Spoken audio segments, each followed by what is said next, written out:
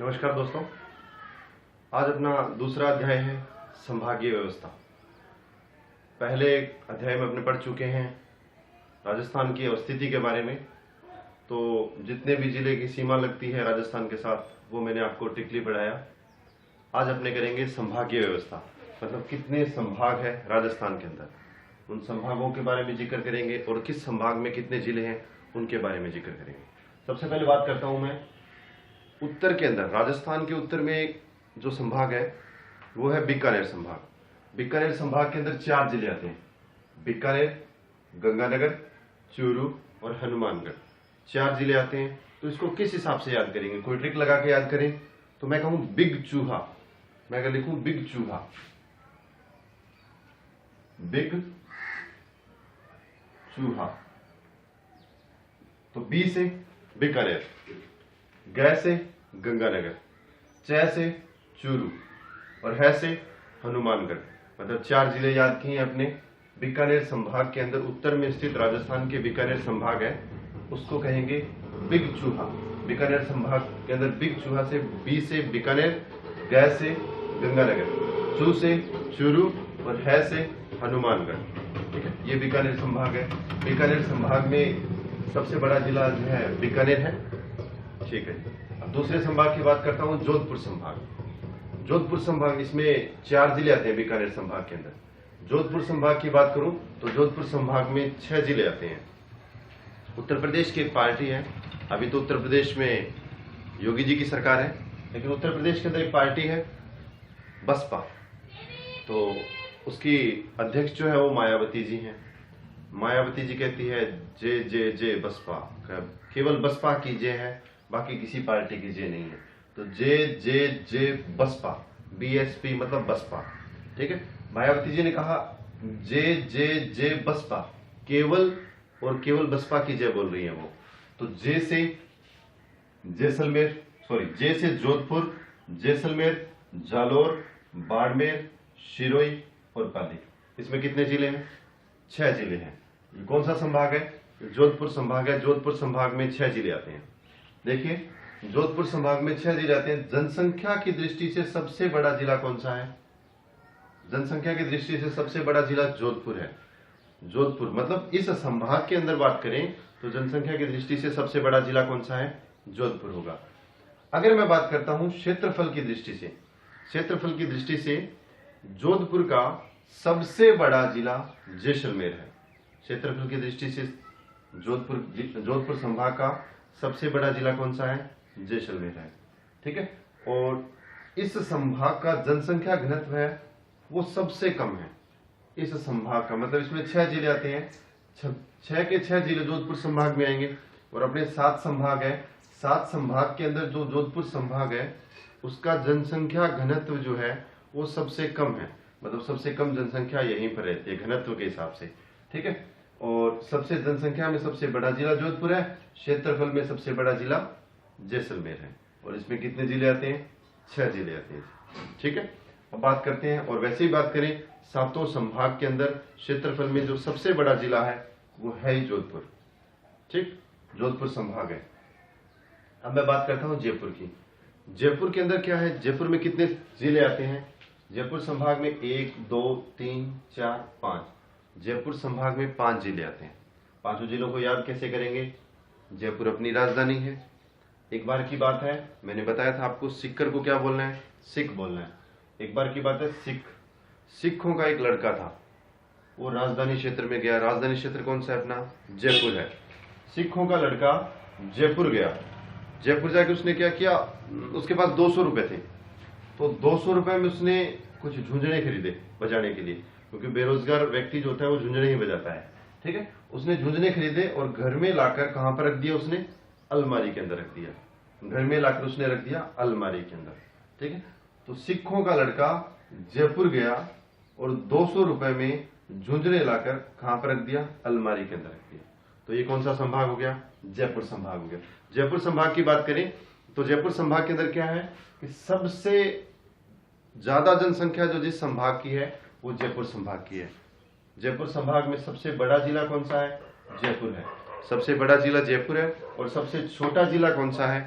सबसे छोटा जिला दौसा है।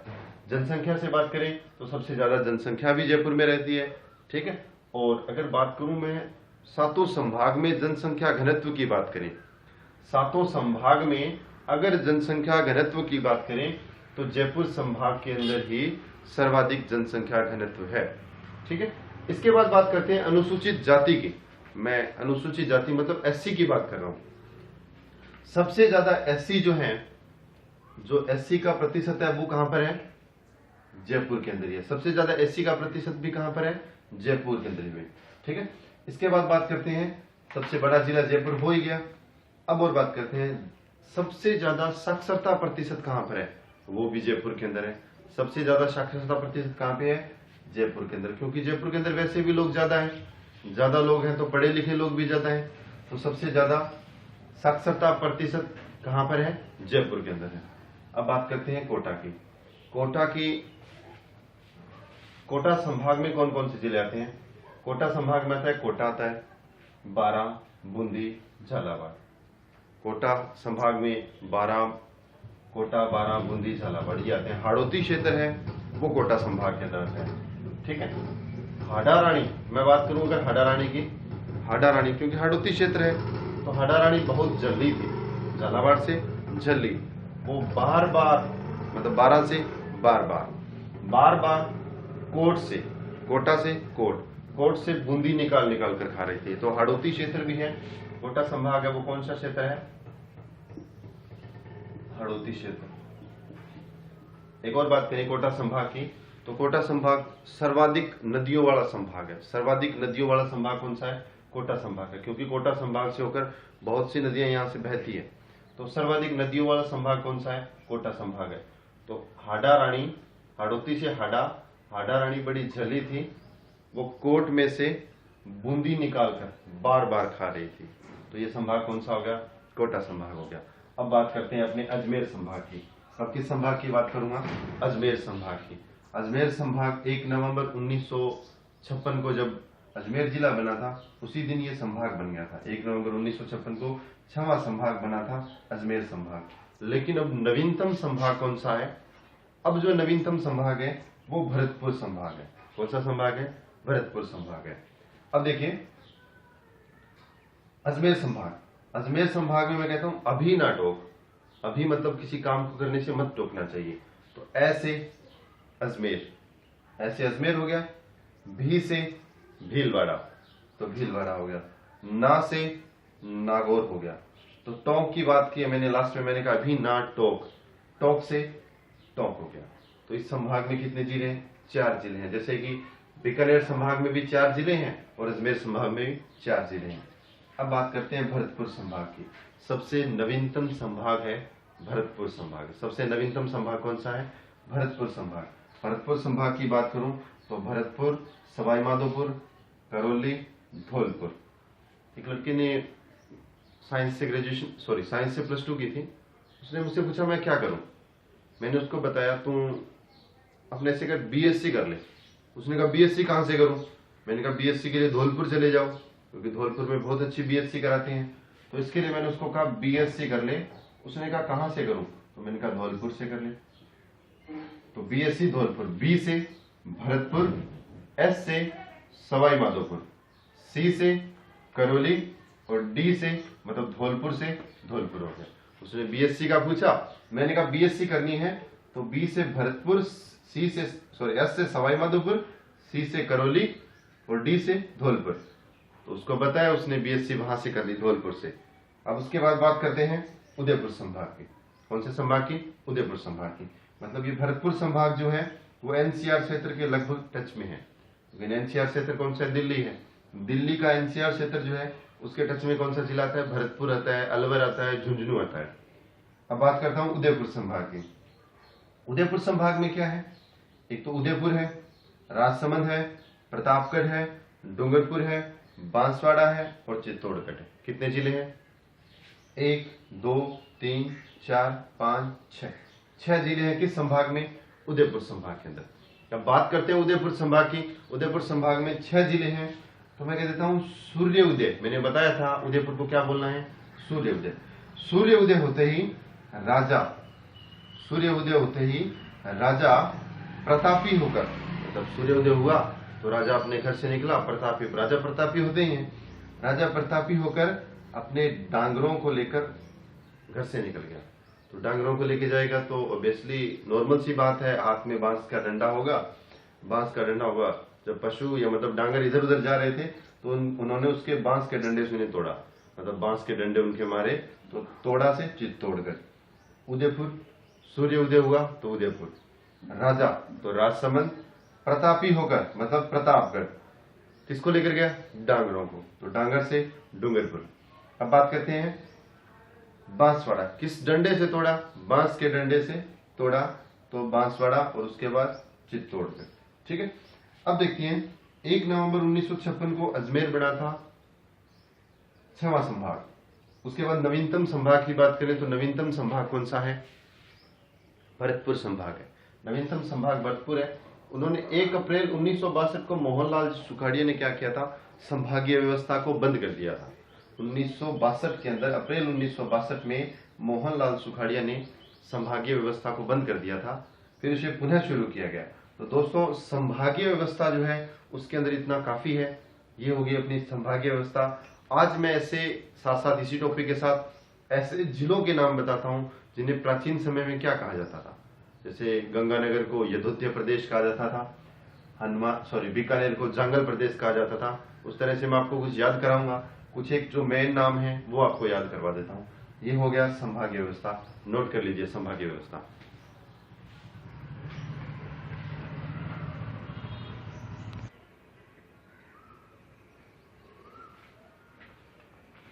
आइए दोस्तों, शुरू करते हैं प्राचीन नाम नगरों के। मतलब पहले किस नगर को किस नाम के नाम से जाना जाता था, क्योंकि अभी तो वर्तमान में अपने उन प्राचीन नामों को चेंज करके नया नाम घोषित कर दिया है, किसी भी जिले का हो, किसी भी जगह का हो, किसी भी स्थान का हो। ठीक है, तो सबसे पहले बात करते हैं वागड़ की। वागड़, वागड़ भी बोल सकते हैं इसको, बागड़ भी बोल सकते हैं, ये बांगड़ है। ठीक है, तो 1 नंबर पे बात करते हैं वागड़ की। देखो बागड़ी होते हैं ना, तो बागड़ियों के क्षेत्र में एक बार की बात है, बागड़ियों के घर में डांगर घुस गया। तो डूंगरपुर को मैंने बताया आपको, मैं डांगर बोलूंगा। तो बागड़ियों के घर के अंदर डांगर आ गया। तो डांगर आ जाता है तो बागड़ी क्या करते हैं, जो घर का दरवाजा होता है, मेन दरवाजा, उसको बंद कर लेते हैं और एक डंडा उठा लेते हैं बांस का। तो फिर अंदर ही अंदर उसकी रेल बनाई जाती है। ठीक है, तो बागड़ियों के घर में जब डांगर आ जाते हैं तो उन्हें बांस के डंडों से पीटा जाता है। सरदार लोग होते हैं, उनका दिल खुला होता है, खाओ। तो ये बात हुई बागड़ की। अब बात करता हूं बांगड़ क्षेत्र। बांगड़, पहली बात है बागड़ की, और अब बात करते हैं बांगड़ क्षेत्र की। बांगड़ क्षेत्र कौन सा है? बांगड़ के अंदर आएगा नागौर, शेखावटी। नागौर और शेखावटी, एक बात की बात है, मैंने बताया आपको, नागौर किसे कहूंगा मैं? जो गोरे लोग होंगे उनको क्या कहा जाएगा? नागौर। एक बार की बात है, गोरे लोग मतलब अंग्रेज। अंग्रेज हंसते हैं, रोते हैं, पता नहीं लगता वो हंस रहे हैं कि रो रहे हैं। तो एक समय की बात है, इसी टाइप से अंग्रेज हंस रहे थे, अंग्रेज शेखी मार रहे थे। अंग्रेज क्या कर रहे थे? शेखी मार रहे थे। तो मैंने सोचा ये रो रहे हैं, तो मैं भी उनके साथ बांग मारने लग गया। मैं क्या मारने लग गया? बांग मारने लग गया। बांग मतलब रोने लग गया। तो बांगड़, जहां पर ऊपर बिंदी लगी हो और ये बांगड़ है, ये बांगड़ है और ये बागड़ है। ठीक है, जहां पर ऊपर बिंदी लगी हो, बांगड़ लिखा हो, वो क्या होगा?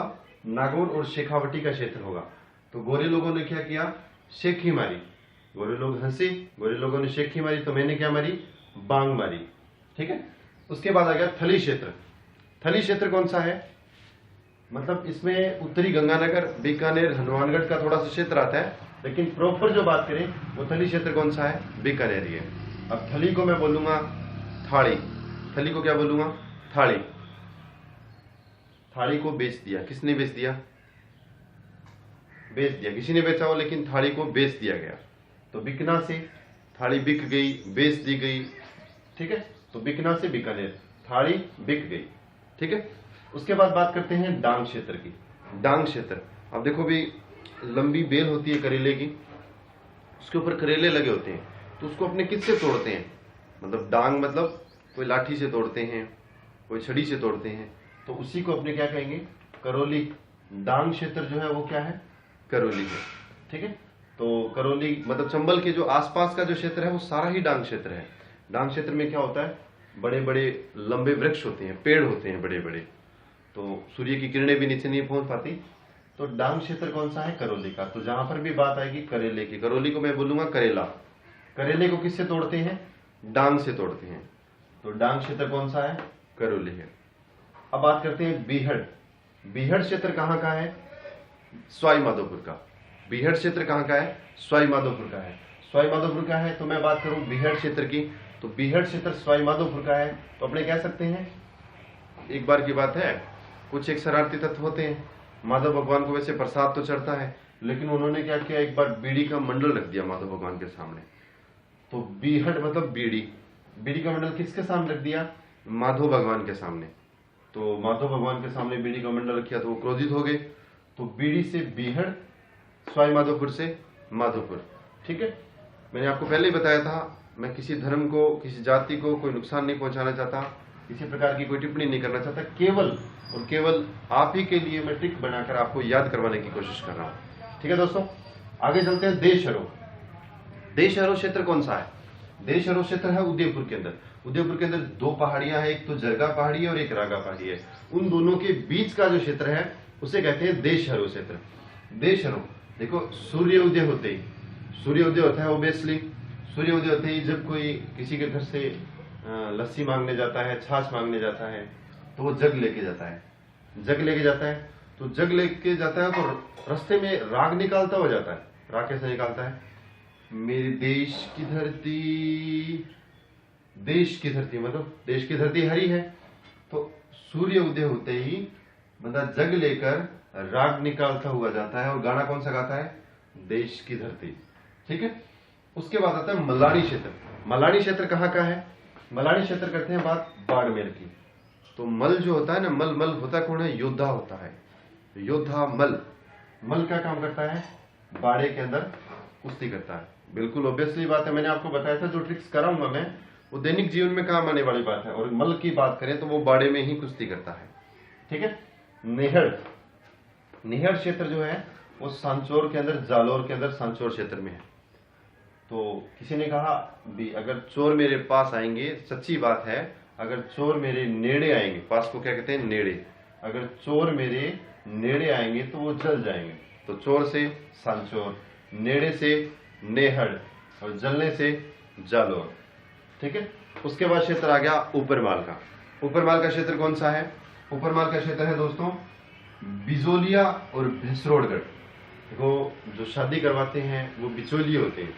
एक बार की बात है, तो कोई बिचौलिया था, बिचौलिया भैंस के ऊपर बैठकर, बिचौलिया किसके ऊपर बैठ के आया, बिचौलिया भैंस के ऊपर बैठ के आया। तो बिचौलिया से बिजोलिया और भैंसरोडगढ़ से भैंसरोडगढ़, भैंस से भैंसरोडगढ़, और किसके ऊपर बैठ के आया, भैंस के ऊपर।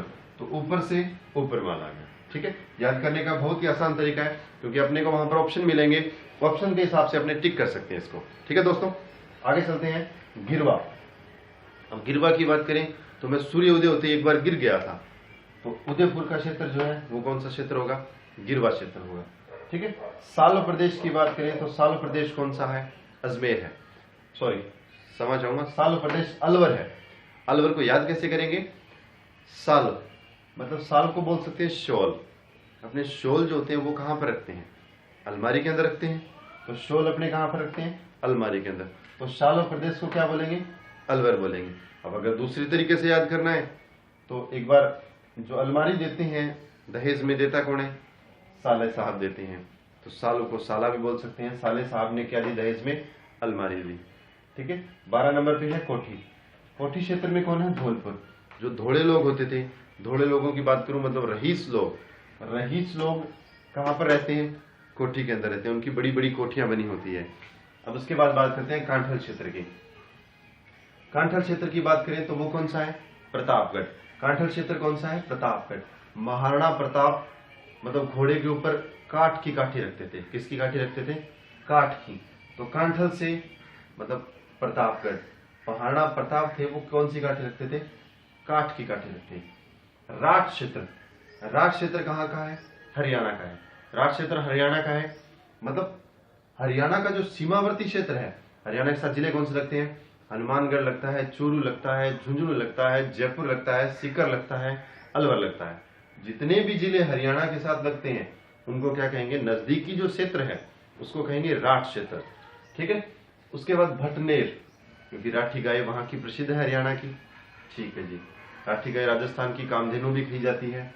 भटनेर, भटनेर कहेंगे हनुमानगढ़।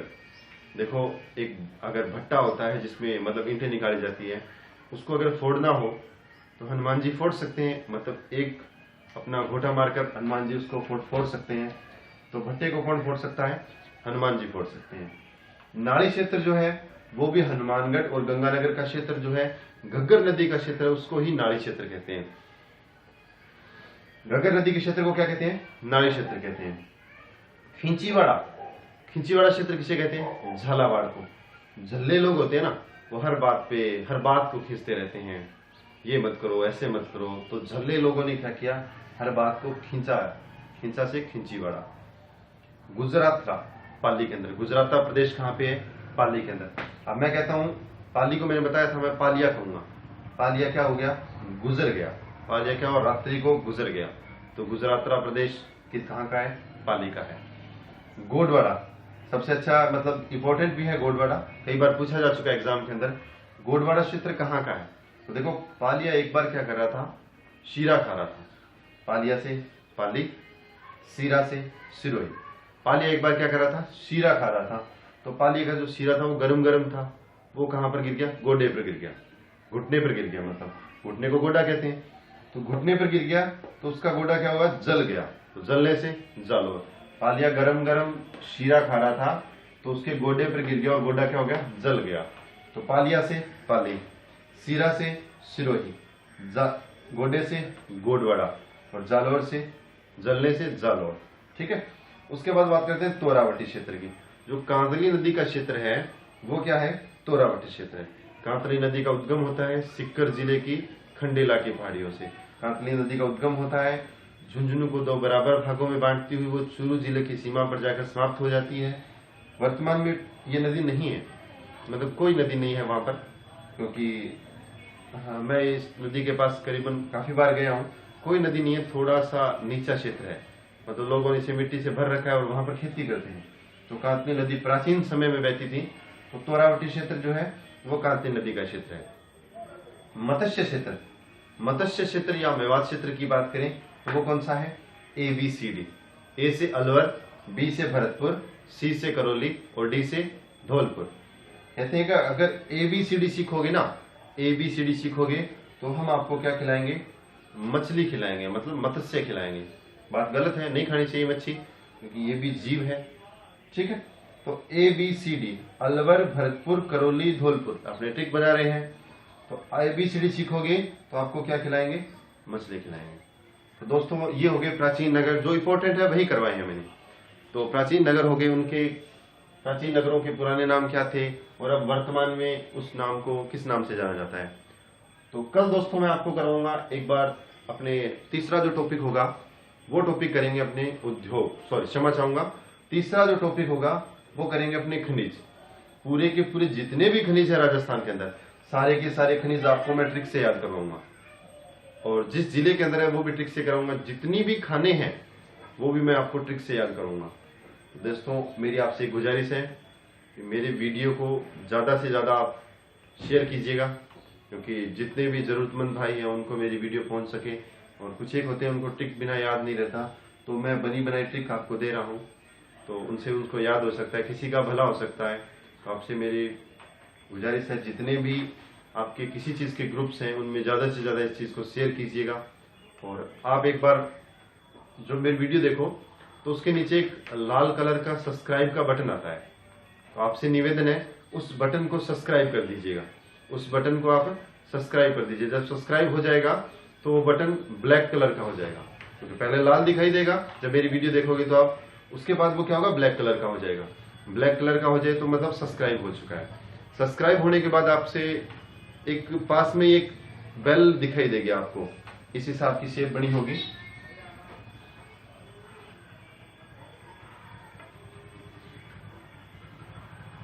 बेल दिखाई देगी, तो मतलब घंटी है जो घंटी टाइप से होगी, उसको आप उस पर भी क्लिक कर दीजिए। उस पर क्लिक करोगे तो जितनी भी मैं नई वीडियो अपलोड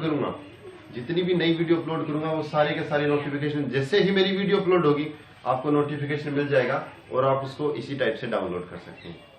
ठीक है दोस्तों, जय हिंद, जय भारत।